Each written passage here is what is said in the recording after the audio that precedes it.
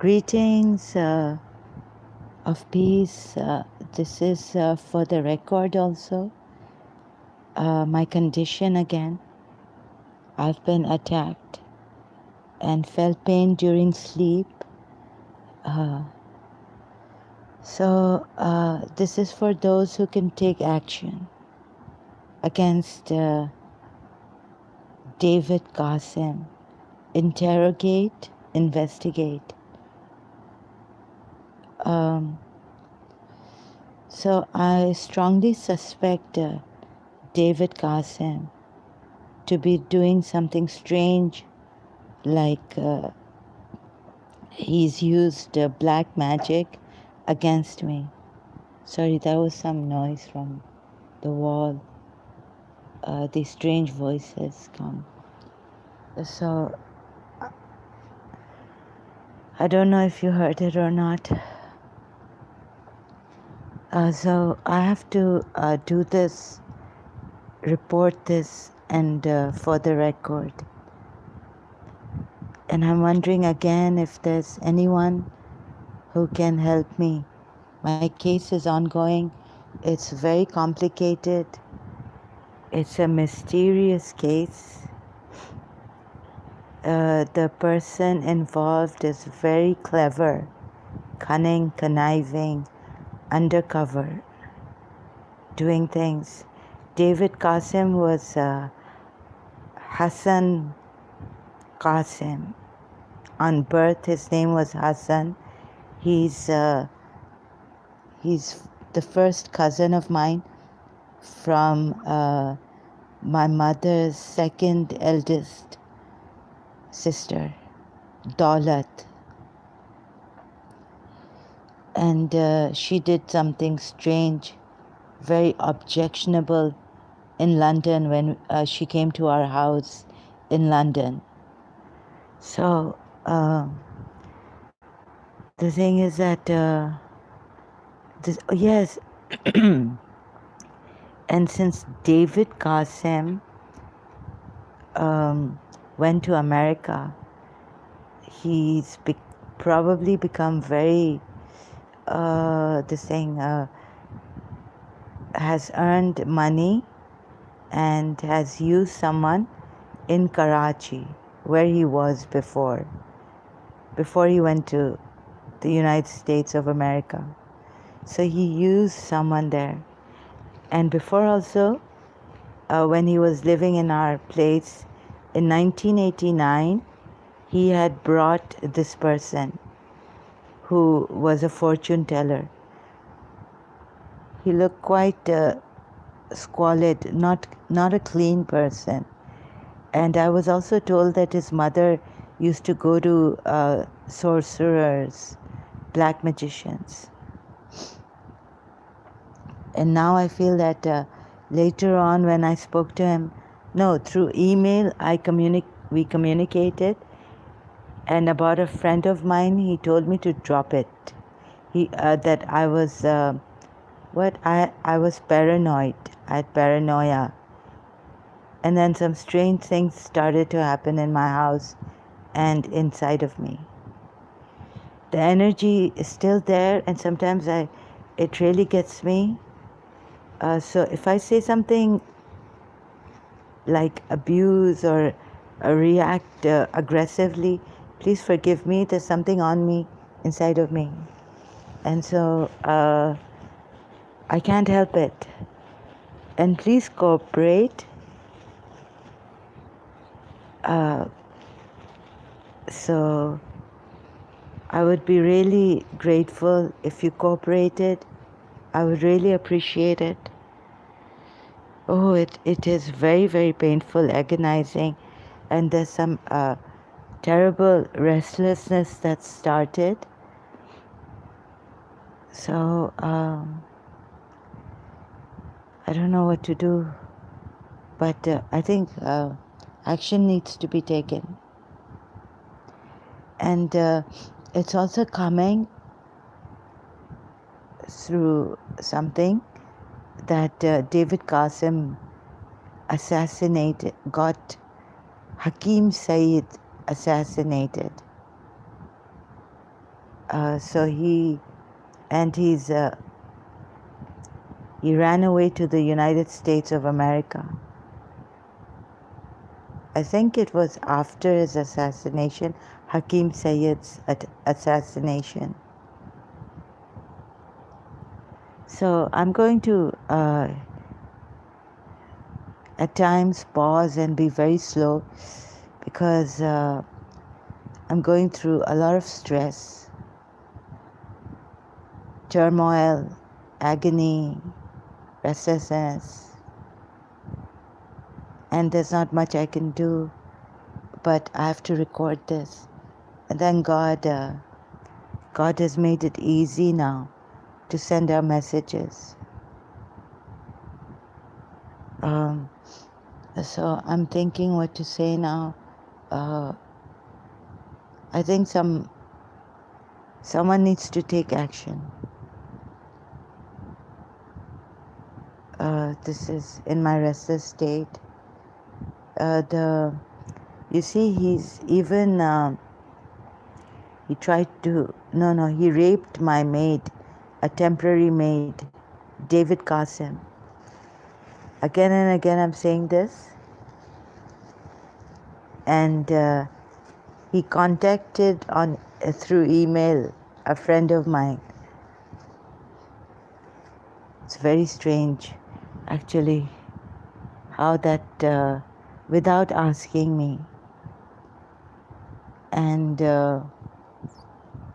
coincidentally, that friend's father was a pilot in PIA, and David Qassim's mother was a stewardess long time ago in the 70s in Saudi Airlines. So I'm like frantically searching how to take action against him, stop this. Yes, and there's some distance energy hurting me, has been hurting me, keeping me restless, giving me schizophrenic symptoms. I wonder if, I don't know, they could, he's been, David Qassim was Hassan Qassim before, and I'd seen him in a taxi on Cromwell Road, London, once it must be after 1996. First he had this person call me, and I was really harassed by this person on the phone. And then there were these phone call messages. Like one was like in my hostel, my husband has called me. And so I had seen David Qassim when he was Hassan Qassim on Cromwell Road, the bridge there. There's West Kensington station on the right, going towards like the airport side from on Cromwell Road. Like when he had his hair long, tied in a ponytail, and a mustache and a beard. So I think I was searching, so Google search. I think there's a restaurant by the name of Qassim. I don't know if it's his. And yes, I have a relative in America, but I don't think he can take action because he doesn't know all these things that went about the things that happened in Karachi and the things that happened in London, what his David Qassim's mother did in London, aggravating me, being unfaithful to her husband. And yes, and there's some alcoholic taste in my mouth, keeps coming. I really, I can't bear it anymore. So I appeal to the governments, the people out there who are in authority, who can please take action. It's I'm not mentally ill in the sense that um, I wasn't supposed to go mentally ill. I am a prayer of Allama Rashid Turabi, Radiyallahu anhu. You can check him out on Wikipedia.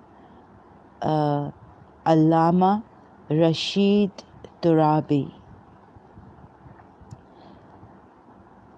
And the people we consulted when I was in Karachi, they told me, some of them were shocked actually, who had known me, that I would go insane and have these voices coming and energy hurting me.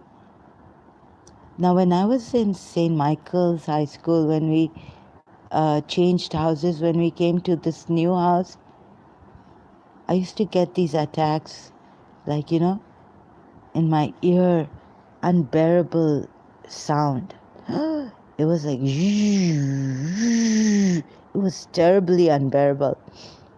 And my breathing, something would suffocate my breathing. And I wanted to get up, but I couldn't get up. So it could be that David Qassim's mother was alive at that time. So probably going to black magicians and putting something on me. And then her sister also got possessed. My mother's second youngest sister, Mutahar Usmani, in my room. So they have these, they are very dodgy, especially late Daulat, Qassim, wife of Qassim, uncle, late Qassim uncle. He was a really good person, but his wife was terrible. She's the mother of David Qassim. And so all these dodgy things, very like, using like I've seen Mutahar Usmani in these things, like burning of Ayatul Kursi thread and very dodgy things. I asked some people and they said, don't do this. No, but it wasn't, she herself was doing it for me. And I asked her not to do this because burning threads is not good. I just didn't like what I heard from her. She said it was for my protection, like she could recite Ayatul Kursi, then burn the thread. But I told her not to do this. It sounded quite like dodgy. Oh yes, on Saturday night, Mutahar Usmani told me she wanted to see who I would get married to. So now on Saturday night, she's put a slipper under her, near her head or under her pillow, a slipper,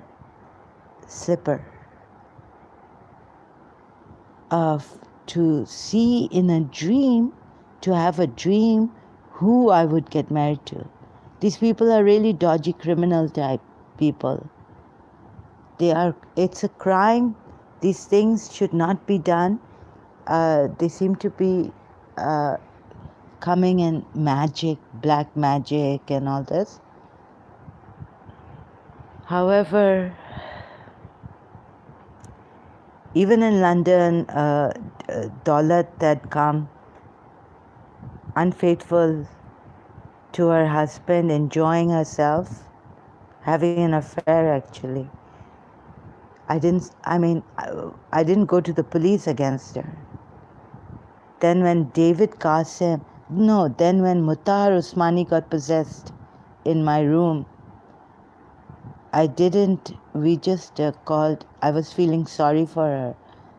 These are the people, they want us to feel sorry for them. And they are very clever. We cannot take proper action against them.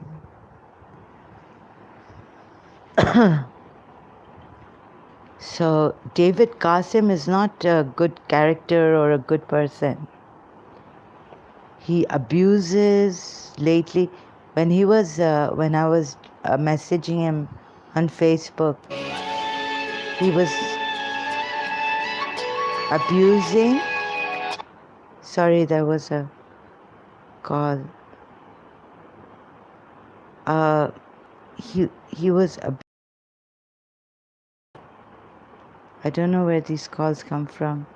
At this time, it's 3:36 a.m. here, and so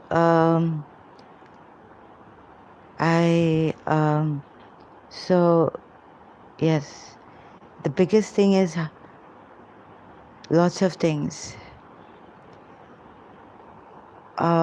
There is, through black magic, they can murder people. And I have to keep saying this. I need someone to help me.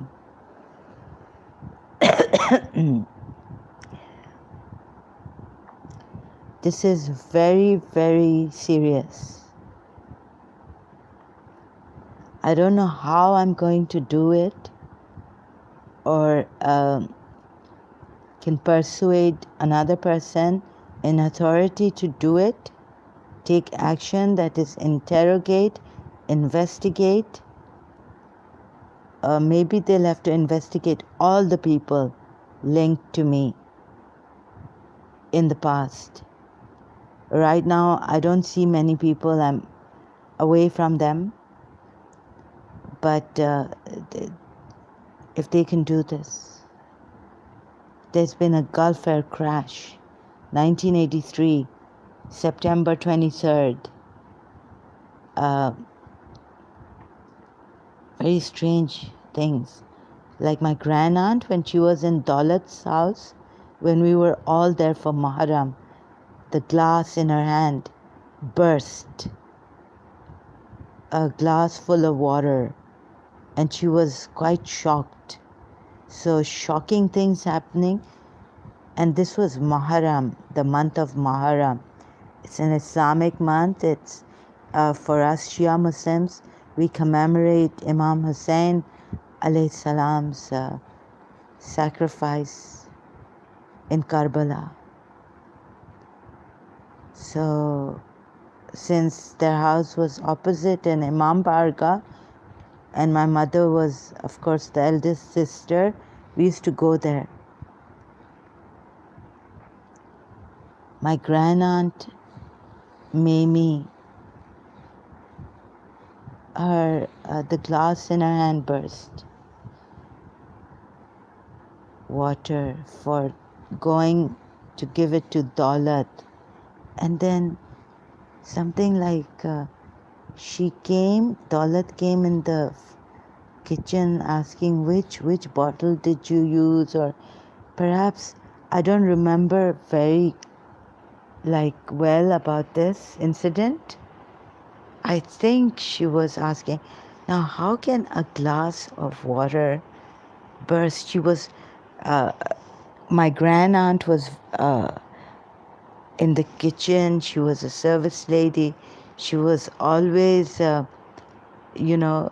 giving us glasses of water and tea, bringing us tea, making food, pickles, sweet dishes. So my grandaunt was very shocked. She kept repeating, this glass of water burst in my hand. So was there a chemical in the glass of water that burst in Mamie's hand. Okay, so I have to do some research on that. Why nowadays at the airport we're not allowed to take water bottles. I mean, there's certain amount we can take, not many liquids. I wonder why. So I'm going to, yes, I keep forgetting. I have to find out why. Could there be a liquid bomb or something? No, but it wasn't a bomb. It was just bursting. And thank God my grandaunt was not hurt with the bursting of the glass. You know, the pieces of the glass bursting. So going back to Gulf Air crash, 1983, September 23rd, asphyxiation. Passengers who died, and one of them was one of the passengers' daughter was my class fellow in Karachi American School during that time. And the strange part was that when Mr. Zaidi passed away in that horrific plane crash or something,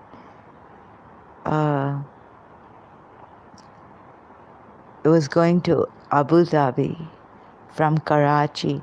A passenger checked in the luggage and checked out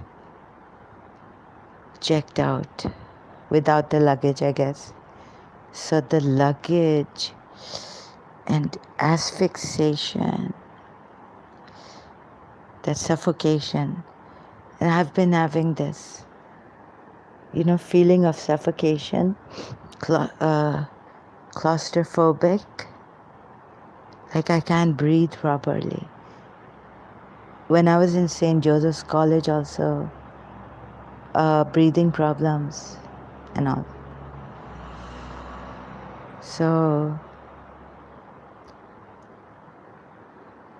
please, if someone can take action about this, because now there's a great deal of this distance, because distance Reiki, so there could be distance energy. I feel dizzy now, something like, so I haven't been feeling well today. It's like depression, very weird kind of feeling. I've said prayers.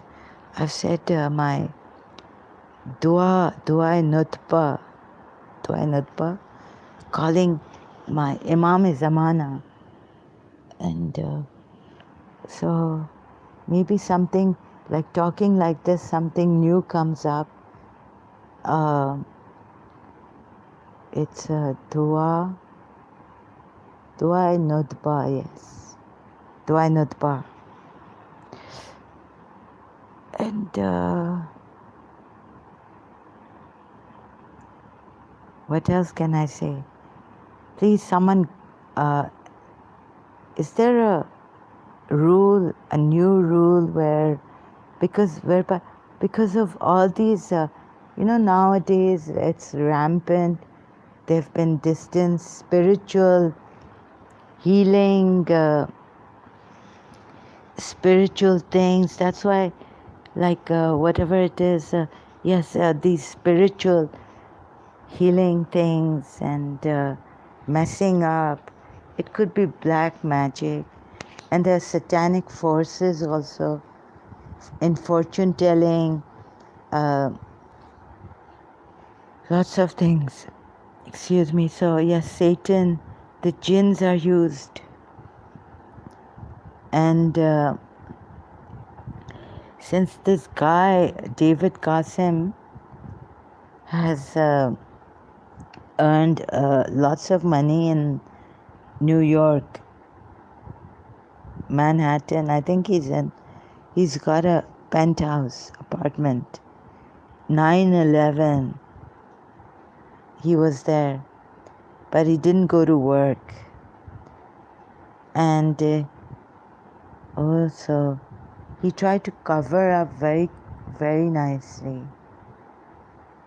using my friend Mariam, using a friend of mine from St. Joseph's College.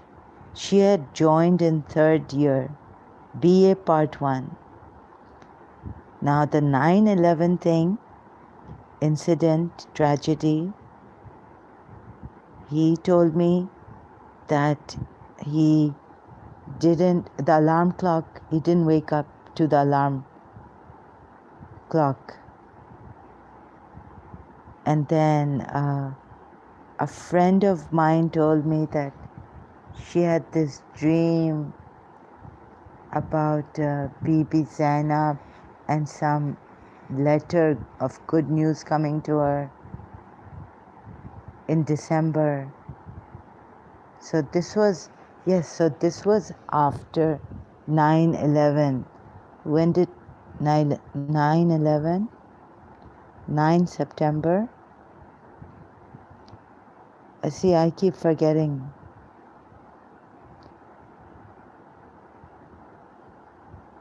So, 2001.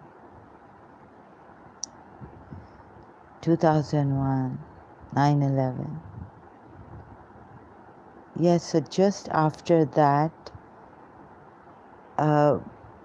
we were communicating through emails, David, Qassim, and I. And there are many other things I've recorded. Again and again, this time again I had to record this because of the alcohol taste in my mouth. What have they done to me? And it keeps coming. Let's see. There's a way. I've read in some book, subconscious.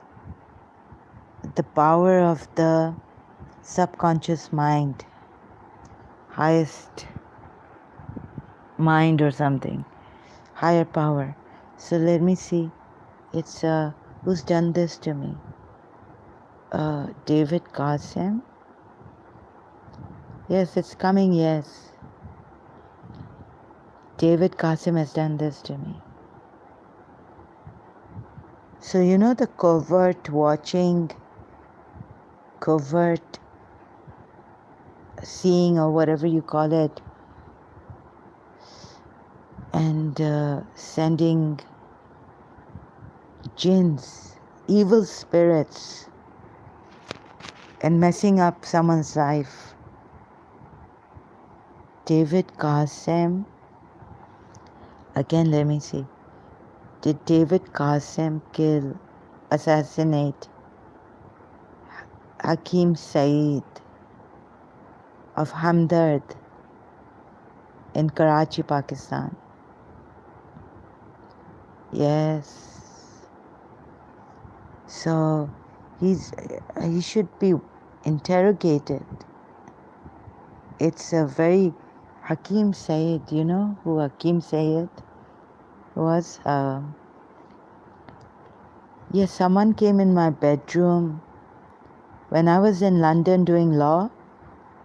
Someone came in my bedroom to tampered with my diary or read my diary. I had covered it. It was from my college canteen. I had bought a notebook. I covered it with the wrapping paper. Christian marriage. It had this thing, colors, like it had a ring, it had roses. So you know in Dushman movie, Dushman, the Indian movie, that song, I think it's Pyar Ko Ho Jane Do. or another one where, so, sorry, I don't want to take names or anything, but these are just signs. The colors worn and all, signs from God. And David Qassim raped, actually forced himself. This thing against our temporary maid. In 1989, I was in St. Michael's High School, Karachi, Pakistan. And I remember when I came back from school, my father told me, and I threw up in the tub. And yes, then he had his, he swears and all. He's a big liar, sorry to say. He lies, he covers up. He can swear on his dead mother's body. That's how he swore to me, because we met at a gathering party of my second cousin. And there he came up to me to tell me that what really happened that night. But I don't know. Hakim Sayed.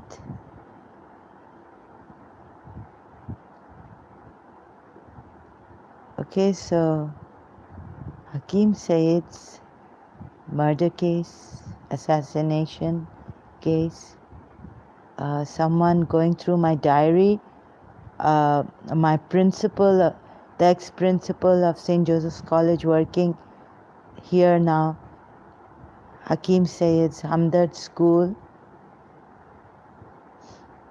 and so I wonder if I can show you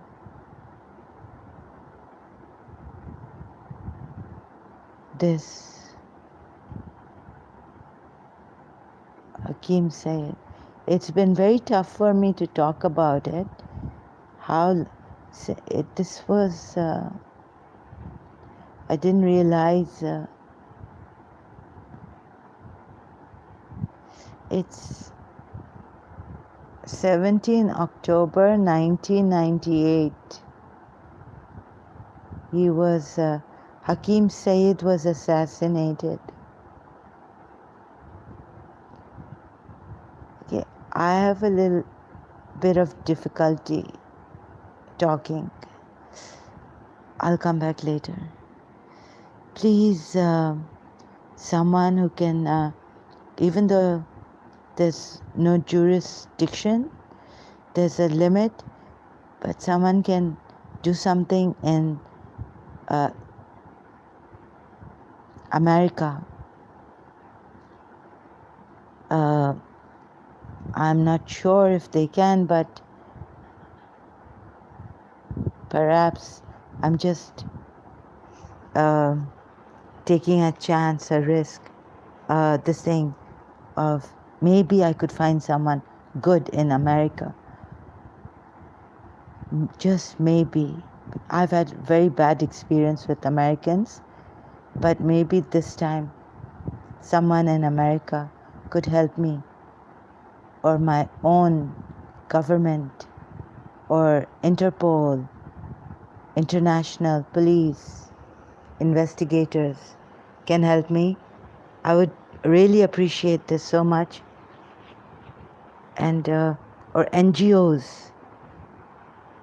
So yes, so counting on you people for help, for humanity's sake. Hakim Sayed was such a humanitarian, great man for us in Pakistan. And his medicine used to go around the world. I've seen in Dubai too. Okay, thank you very much.